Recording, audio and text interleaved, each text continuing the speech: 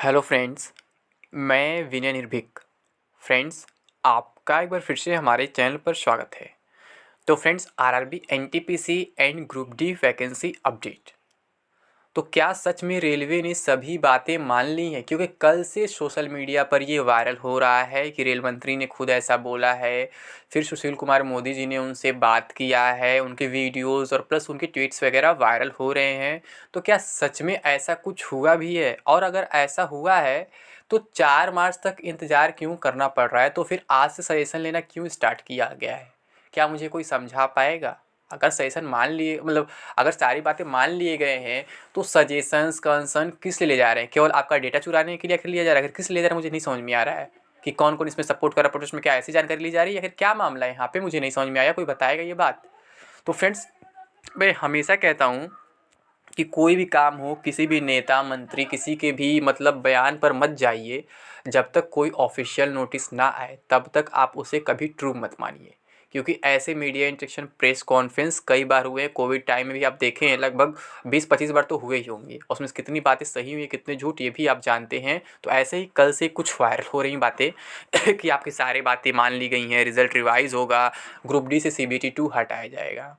लेकिन जो कंसर्न का कल नोटिस आया था कि सजेशन वगैरह देना है, उसमें ऐसा कहीं लिखा नहीं है। उसमें साफ साफ लिखा था, परसों जो आया था कमेटी का, उसमें यही लिखा हुआ है कि हम कमेटी बना दी है 5 लोगों का और इस पे हम विचार करेंगे, देखेंगे कि क्या रास्ता निकलता है। उसमें कहीं भी ये चीज़ नहीं लिखा है कि हम रिजल्ट जो है रिवाइज़ करेंगे या फिर ग्रुप डी से CBT 2 हटाएंगे। और सबसे बड़ा मुद्दा तो कहीं किसी न्यूज़ में आ ही नहीं रहा है, जो मेडिकल स्टैंडर्ड अचानक कई पोस्ट के बढ़ा दिए गए। बहुत से लोग कमेंट कर रहे हैं कि इस पर कोई क्यों बात नहीं कर रहा है, इस पर कोई क्यों बात नहीं कर रहा है।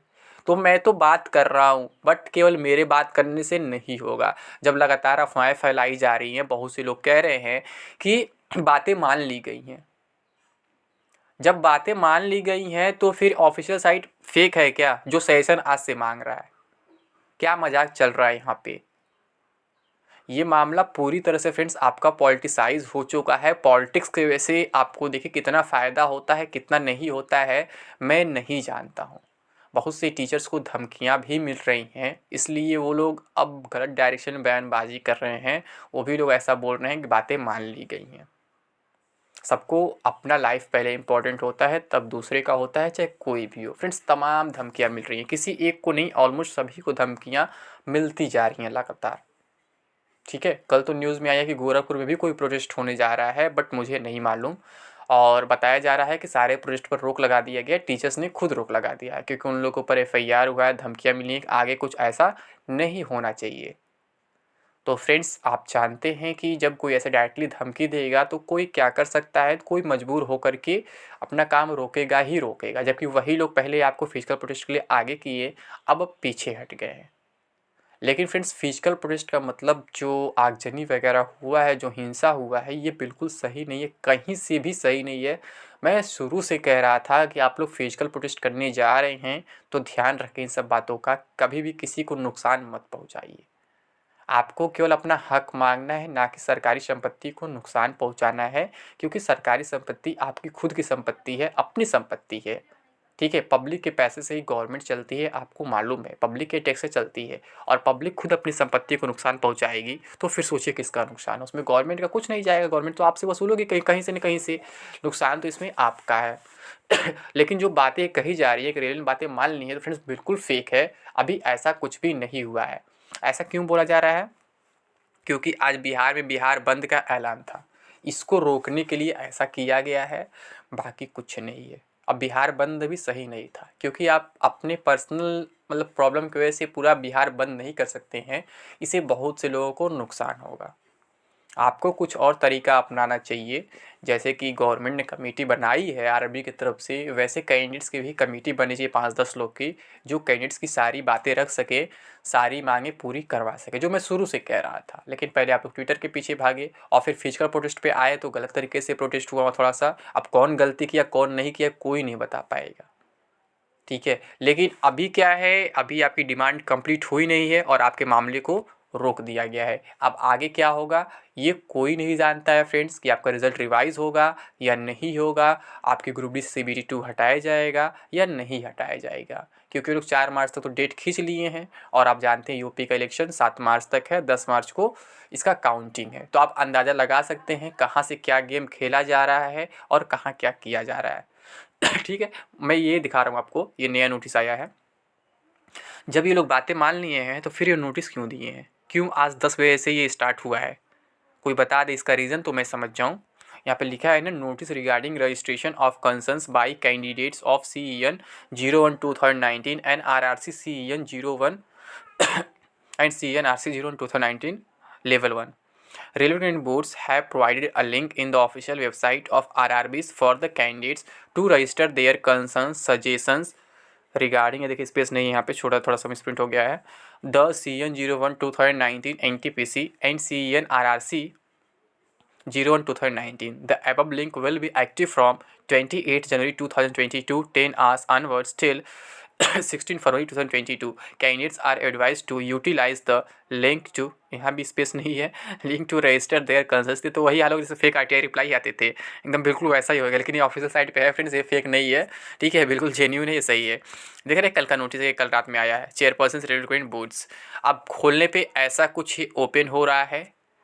अब इसका मतलब मैं आपको बताऊंगा नेक्स्ट वीडियो में ये सब डिटेल्स क्यों मांगे जा रहे हैं, क्योंकि अगर इन्हें केवल कंसर्न सजेशन लेने हैं तो बिना इन डिटेल्स के भी ले सकते थे, बट यहाँ पे आपके सारे इन्फॉर्मेशन ले रहे हैं, खास करके आपके डेट ऑफ बर्थ ले रहे हैं, आपके स्टेट ऑफ रेजिडेंस ले रहे हैं, आपके मोबाइल नंबर तक ले रहे हैं, यानी कि वो कहीं ना कहीं से वो आइडेंटिफाई करना चाहते हैं कि कितने लोग इस प्रोटेस्ट में हैं और कितने लोग मतलब कि इसे सपोर्ट कर रहे हैं और कितने लोग अभी भी मतलब कि प्रोटेस्ट चाहते हैं। तो ये सब कुछ इन्फॉर्मेशन निकालना चाहते हैं। मैं बहुत कुछ तो नहीं बोल सकता हूँ, बट नेक्स्ट वीडियो में ज़रूर बताऊँगा। आप लोग ये अप्लाई करने से पहले थोड़ा रुक जाइए, वो वीडियो ज़रूर देख लीजिए, क्योंकि इसका इफ़ेक्ट बहुत ख़तरनाक हो सकता है।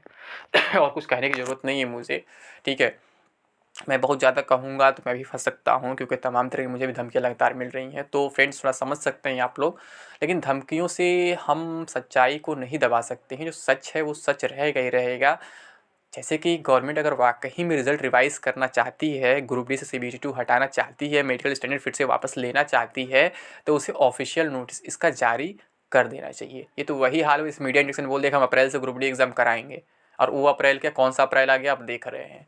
तो मीडिया इंटरेक्शन, इंटरव्यू, इन सब बातों का कोई विश्वास नहीं होता है, सब कभी ऑफिशियल नहीं माने जाते, इन्हें कभी भी आप कोर्ट वगैरह में प्रूफ नहीं कर सकते हैं, ठीक है। तो यहाँ पे क्या होता है, मामला क्या है, मामला यही है कि जब तक ऑफिशियल नोटिस नहीं आता है तब तक आप किसी बात पे विश्वास नहीं कर सकते हैं। और ऑफिशियल नोटिस तो यही बता रहा है कि अभी आपसे कंसर्न लेंगे, फिर 4 मार्च को रिपोर्ट सौंपेंगे, तो उसके बाद इस पर कुछ डिसीजन लिया जाएगा। तो आप अंदाज़ा लगा लीजिए कि अब दोनों एक दूसरे से अलग बातें क्यों हो रही हैं। अगर बातें मानी गई तो रिपोर्ट क्यों मांगे जा रहे हैं, और अगर जब रिपोर्ट मांगे जा रहे हैं तो बातें कैसे मान लीजिएगा अचानक। अब दोनों में से कौन सा सही है, दोनों एक साथ तो सही हो नहीं सकते हैं, इसमें कोई एक सही है कोई एक गलत है। और ऑफिशियल साइड में जो चीज़ आता है वो कभी गलत होता नहीं, अभी बात आपको मालूम है। यानी कहीं ना कहीं ये बातें गलत है, अफवाह फैलाई जा रही है, बातें मान ली गई हैं। क्योंकि अगर बातें मान ली गई हैं तो सजेशन आपसे नहीं मांगे जाते 16 फरवरी तक, और 4 मार्च को रिपोर्ट नहीं सौंपे जाते। और बिना सजेशन के कौन सी बातें मानी जाएंगी मुझे नहीं समझ में आ रहा है।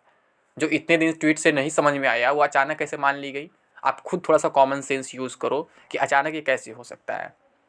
तो कहीं न कहीं कि आपके मुद्दे को दबाने का प्रयास किया जा रहा है, लेकिन आप लोग को फ्रेंड्स हाइपर नहीं होना है, कभी भी वायलेंस नहीं होना है। अपनी डिमांड शांति तरीके से रखिए, ताकि गवर्नमेंट भी आपको थोड़ा-सा मौका दे सके, आपकी बात मान सके। तरीकों को बदलिए, अपनी डिमांड रखिए, बट कॉन्स्टिट्यूशनल वे में रखिए, ताकि किसी का नुकसान ना हो, ठीक है? अब कुछ लोग कह देंगे कि मैं बीजेपी का सपोर्टर ये हूँ इसलिए ऐसा बोल रहा हूँ, तो ऐसा बात नहीं है फ्रेंड्स। चाहे बीजेपी की सरकार हो चाहे किसी और पार्टी की सरकार हो, लेकिन आपको जो करना है वो खुद करना है और कॉन्स्टिट्यूशनल वे में करना है। और कॉन्स्टिट्यूशन आप ही के लिए बना हुआ है, चाहे किसी पार्टी की सरकार आ जाए। आपको केवल कॉन्स्टिट्यूशन को फॉलो करना है और कॉन्स्टिट्यूशनल वे में ही अपनी डिमांड रखनी है। बाकी मैं कुछ नहीं कहूँगा, वायलेंस कभी नहीं करना चाहिए किसी भी केस में, ठीक है। तो फ्रेंड्स नेक्स्ट वीडियो आप लोग जरूर देखिएगा। अगर आप लोग अभी तक मतलब कंसर्न नहीं दिए, रेज ऑब्जेक्शन नहीं दिए मतलब तो वो वीडियो ज़रूर देखिएगा, क्योंकि वो बहुत इंपॉर्टेंट आपके लिए होने वाला है।